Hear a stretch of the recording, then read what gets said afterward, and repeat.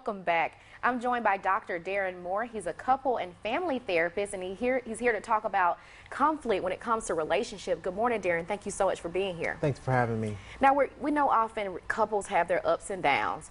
Talk to me about, how important it is to have that communication in a relationship.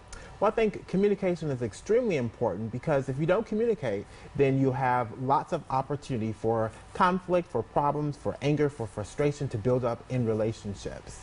And so as a therapist, it's important to sort of help couples to address those problems so that they can become better, successful in their relationships. Now, I know earlier you talked about, being open, direct and open. Elaborate a little bit about what you meant about that. Sure. So I utilize this mantra, direct, open, honest communication. So it's important for individuals to be direct, to be assertive, to talk about their problems, and to address them right away. So we want to make sure to have individuals address problems today, not tomorrow. Okay. So, what if there's something that they are hiding from each other? I know you mentioned direct and open honesty. I mean, is it really helpful to be honest all the time? I mean, I'm not speaking from experience or anything. I'm just saying. Of course not. I think honesty is the best policy. It's sort of what we've all been taught as a child.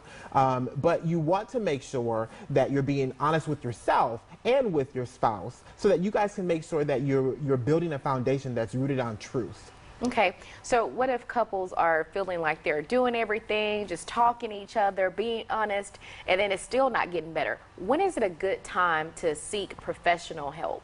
Sure, I think the moment that you realize that there's some problems, I think you might want to consider talking to a therapist. And so I think what I also tend to provide for couples is to let them know that there's nothing wrong with going to get a relationship checkup.